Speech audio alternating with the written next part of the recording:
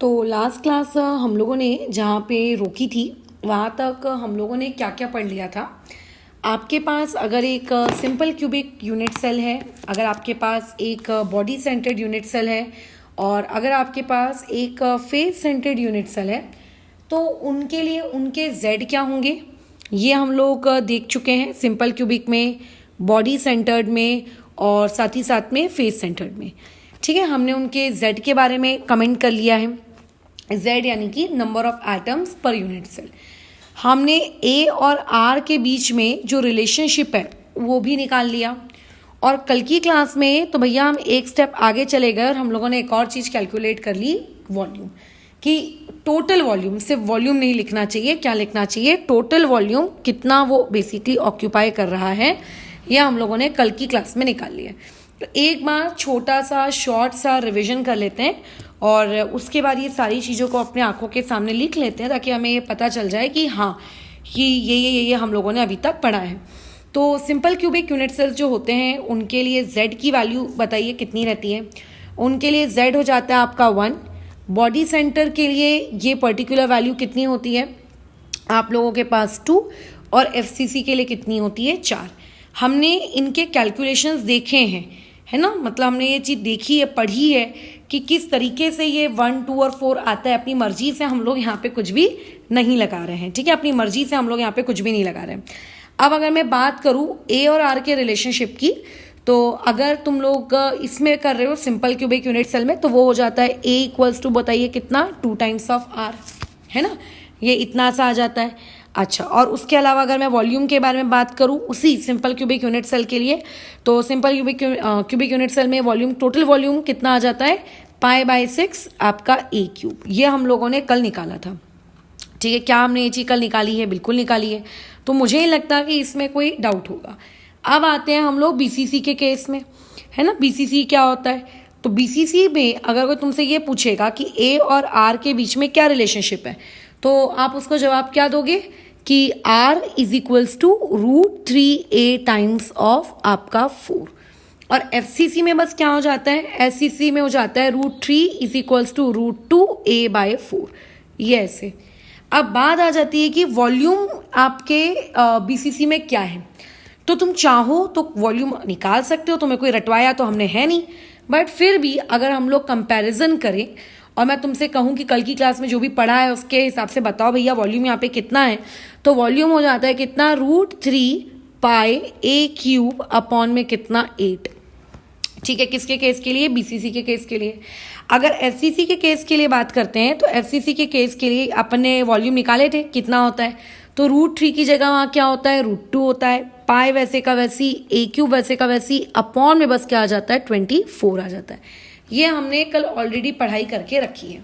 ये अलग अलग क्लासेस में हमने ये सारी चीज़ें जो अभी तुम्हारे सामने लिखकर तुम्हें दी गई हैं, ये कभी ना कभी हम लोगों ने निकाली। हमने Z निकालना सीखा है, हमने A और R के बीच का रिलेशनशिप कैसे आया ये सीखा है। अभी आज का देखो जो हमारा टॉपिक है वो बेसिकली हमको सीखना है पैकिंग इफिशिएंसी, या फिर चलो मैं अभी फिलहाल के लिए उसको बोल देती हूँ पैकिंग फ्रैक्शन, या फिर इसको कहा जाता है पैकिंग फैक्टर।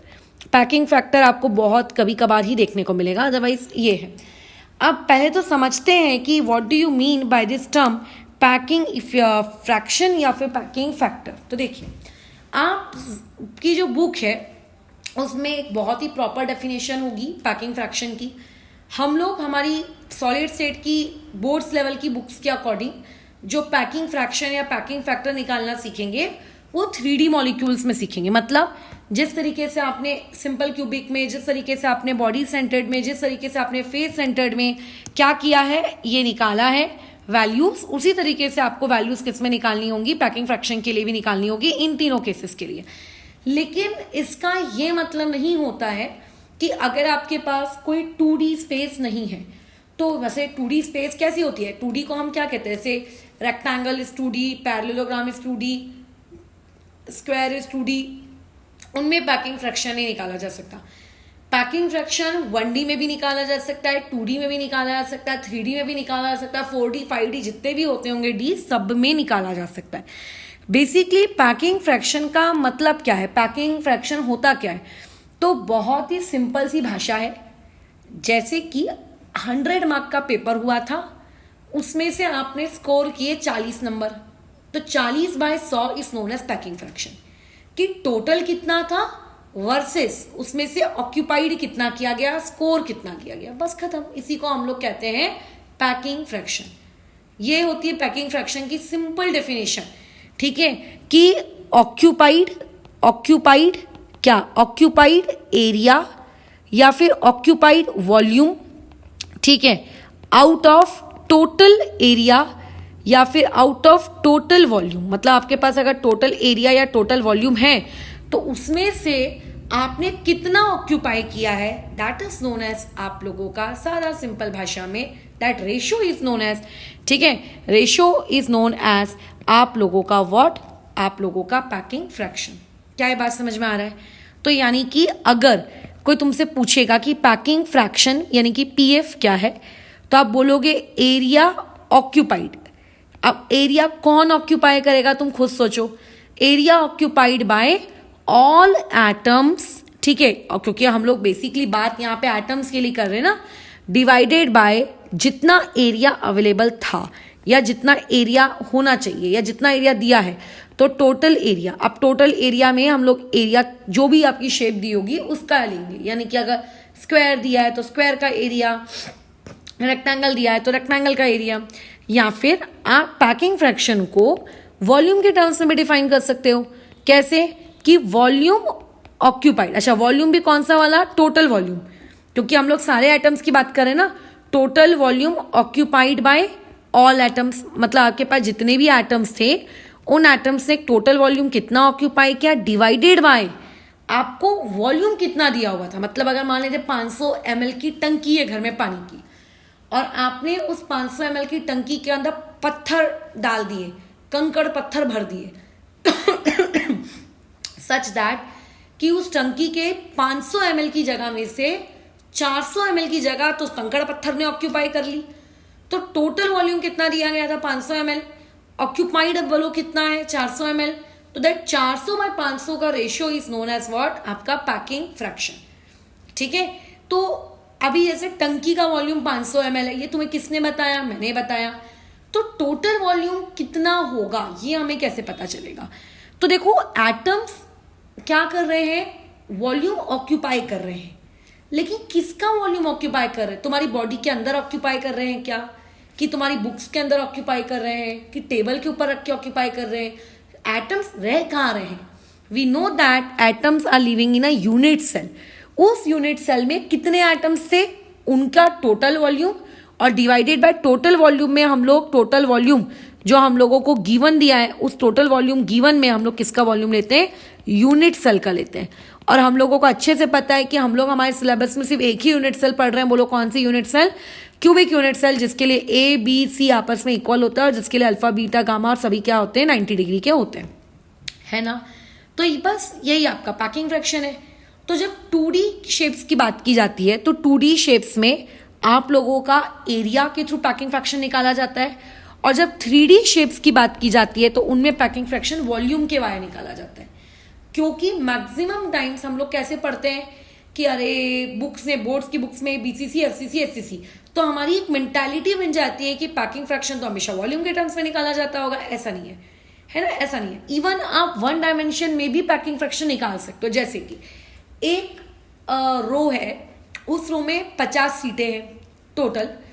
अब मूवी लेट से चालू हुई और मान लेते हैं उस पर्टिकुलर रो की सिर्फ 32 सीट्स में ही लोग बैठे हैं, तो बाकी की जो 18 सीट्स हैं वो तो खाली हैं।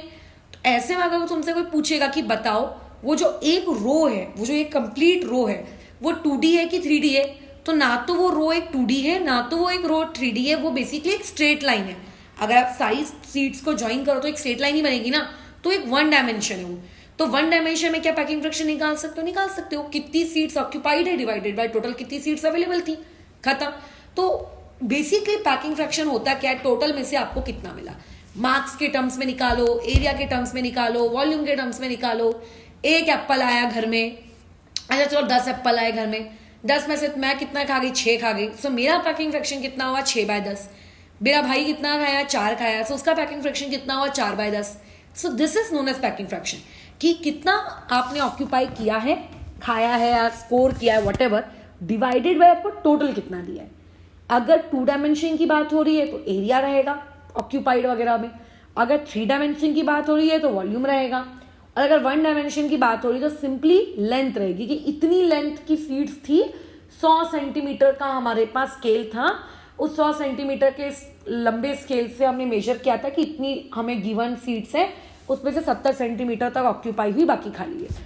तो 1D में भी आप कैलकुलेट कर सकते हो, 2D में भी कैलकुलेट कर सकते हो, आप 3D में भी कैलकुलेट कर सकते हो। बट हम लोगों का जो सिलेबस है वो हम लोगों को क्या परमिट करता है बताओ, वो हम लोगों को 3D में कैलकुलेशंस करना को बोलता है, बोर्ड्स का सिलेबस, ठीक है। अदरवाइज जो JEE वगैरह है उसमें तो आपको 2D में भी कैलकुलेशंस करनी पड़ती हैं, वो भी सिलेबस का पार्ट रहता है।